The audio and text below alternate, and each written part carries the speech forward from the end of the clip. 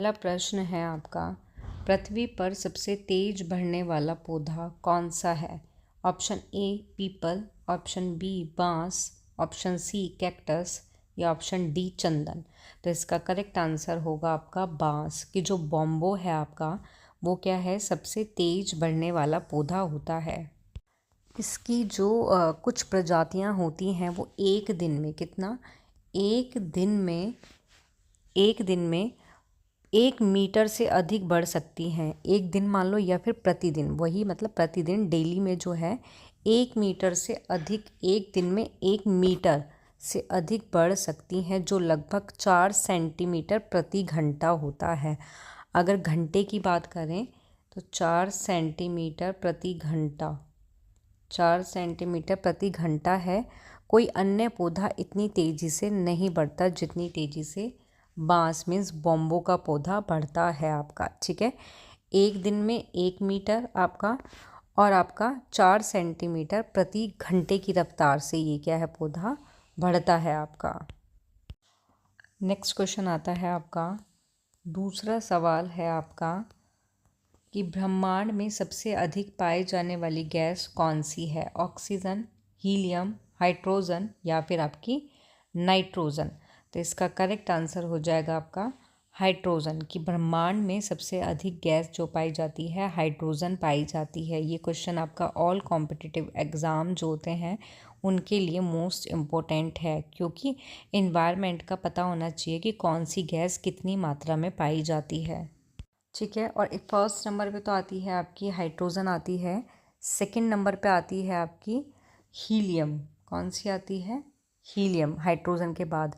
और उसके बाद और सभी गैसें आती हैं, जैसे आपकी ऑक्सीजन हो गई, आपकी नाइट्रोजन हो गई, ये सभी गैसें। लेकिन सबसे ज़्यादा मात्रा में आपकी हाइड्रोजन पाई जाती है ना, उस सेकेंड नंबर पे होता है आपका हीलियम।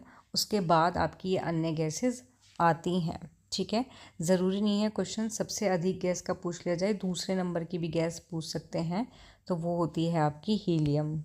अगर यहाँ पे हाइड्रोजन की बात करते हैं तो ये 75% पाई जाती है आपकी। हीलियम जो होती है ये आपकी 23% होती है।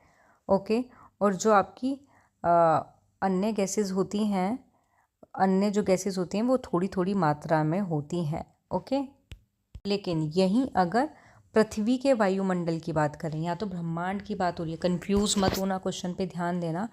ये ब्रह्मांड की बात हो रही है कि ब्रह्मांड में सबसे अधिक गैस कौन सी पाई जाती है। अगर अगर क्वेश्चन होता है आपका पृथ्वी के वायुमंडल, पृथ्वी के वायुमंडल की बात होती है कि पृथ्वी के वायुमंडल का जो वायुमंडल है उसमें कितनी गैस पाई जाती है, तो जो नाइट्रोजन होती है आपकी वो सबसे ज़्यादा पाई जाती है। ठीक है, कितनी आपकी 78%। और आपका जो ऑक्सीजन होती है, ऑक्सीजन ये होती है, ये आपकी 21% पाई जाती है, और सभी में अन्य गैसेस आपकी होती हैं। ठीक है, तो इसलिए कंफ्यूज मत होना कि ब्रह्मांड क्वेश्चन में पूछा गया है या पृथ्वी का वायुमंडल पूछा गया है। ब्रह्मांड की बात आती है तो हाइड्रोजन आती है फर्स्ट नंबर पे, पृथ्वी के वायुमंडल की बात आती है तो नाइट्रोजन आती है आपकी फर्स्ट नंबर पे। ठीक है, नाउ नेक्स्ट क्वेश्चन आता है। नेक्स्ट क्वेश्चन इज़ कि दुनिया की पहली घड़ी किसने बनाई? एलन स्मिथ ने, ब्रद ग्रिमिक ने, क्रिश्चियन ह्यूजेंस ने या गैलीलियो ने? तो इस क्वेश्चन को देख के हम ये कह सकते हैं, इसका जो करेक्ट आंसर है वो है आपका सी ऑप्शन। लेकिन ये एक तरह से, मतलब पूर्ण तरह से हम सही नहीं कह सकते। सही इन द लाइक मतलब इनसे पहले भी क्या है, और जो व्यक्ति हैं उनका भी जो है घड़ी के विकास में महत्वपूर्ण योगदान है, इनका भी रहा है, लेकिन इनके अलावा भी औरों का भी योगदान रहा था।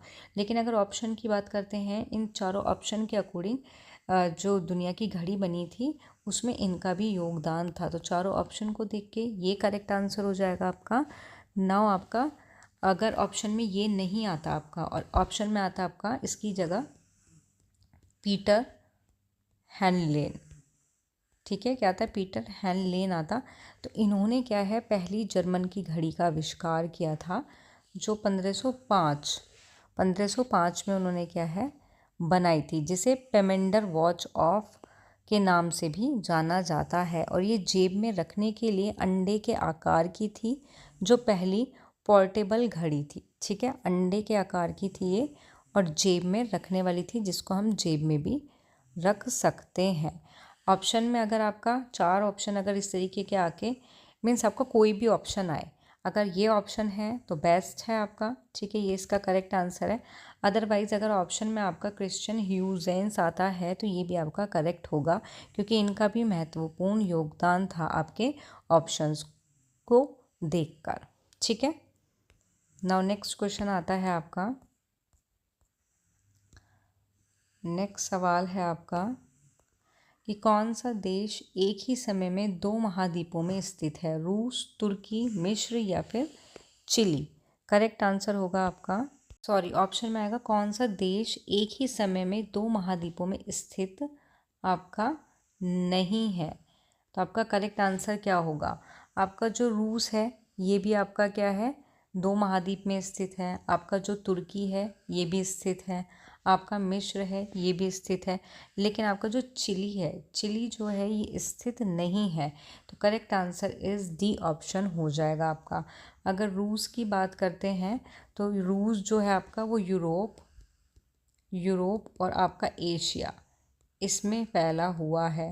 ठीक है, जिसमें से बहुत ज़्यादा जो हिस्सा है इसका वो एशिया में है। तुर्की की बात करते हैं तो इसका बड़ा हिस्सा तो किस में आता है, एशिया में आता है। ओके, और छोटा सा हिस्सा आता है यूरोप में। ओके, मिस्र की बात करते हैं तो मिस्र का बहुत ज़्यादा हिस्सा तो आता है आपका अफ्रीका में, अफ्रीका। ठीक है, और इसमें छोटा सा जो इसका हिस्सा आता है वो आता है एशिया में। कहाँ आता है, एशिया में। तो ये तीनों जो देश हैं ये क्या हैं, 2-2 महाद्वीप में स्थित हैं, लेकिन जो चिली है वो स्थित नहीं है। क्वेश्चन में है कौन सा एक देश एक ही समय में 2 महाद्वीप में स्थित नहीं है। तो ऑप्शन इज डी आपका करेक्ट आंसर हो जाएगा। नाउ नेक्स्ट क्वेश्चन आता है आपका। अगला प्रश्न है आपका, कौन सा जीव बिना दिमाग के भी जिंदा रह सकता है? घोंघा, जेलीफिश, ऑक्टोपस या फिर समुद्री घोड़ा? तो इसका करेक्ट आंसर आ जाएगा आपका जेलीफिश। कौन सी, जेलीफिश। और इसके साथ साथ आपका जो हाइड्रा होता है, अगर ऑप्शन में आपका जेलीफिश ना आके हाइड्रा आ जाता तो ये भी आपका करेक्ट आंसर होता है, क्योंकि ये जीव बिना दिमाग के जीवित रह सकते हैं, क्योंकि इनके पास क्या होता है, एक केंद्रीय मस्तिष्क की जगह एक सरल तंत्रिका तंत्र होता है। क्या होता है इनके पास, सरल तंत्रिका तंत्र होता है इनके पास, और उन्हें अपने परिवेश के प्रति प्रतिक्रिया करने में क्या करता है, ये हेल्प करता है आपका। ठीक है, नेक्स्ट आता है आपका क्वेश्चन। अगला प्रश्न है आपका कि ब्रह्मांड में सबसे ठंडी जगह कौन सी है आपकी? ठंडी ज्ञात जगह कौन सी है? चंद्रमा, पृथ्वी का दक्षिणी ध्रुव, बूमरैंग नेबुला या फिर मंगल? आपका करेक्ट आंसर होगा आपका, तो इसका करेक्ट आंसर होगा आपका बूमरैंग नेबुला, जिसका औसत तापमान कितना होता है, 1 केल्विन। कितना होता है, 1 केल्विन होता है आपका। ठीक है, और ये एक विशाल और तेज़ी से फैलने वाला गैस का एक बादल होता है आपका। ठीक है, नाउ नेक्स्ट क्वेश्चन आता है। नेक्स्ट क्वेश्चन इज़ कि पानी का कौन सा रूप सबसे पहले पृथ्वी पर आया था? तरल, बर्फ, गैस या इनमें से कोई नहीं? करेक्ट आंसर होगा आपका, करेक्ट आंसर होगा इसका, करेक्ट आंसर इज हो जाएगा इसका गैस की जो वाष्प अगर आए आपका, या फिर आपका गैस आए तो एक ही बात होती है, कंफ्यूज मत होना आपका। ठीक है, अगर आपका आता है जल वाष्प आता है या गैस आता है तो दोनों एक ही बात है आपकी। जब पृथ्वी का निर्माण हुआ था तो ये एक क्या था, बहुत गर्म थी, और किसी भी तरल पानी के रहने के लिए सतह का तापमान बहुत अधिक था।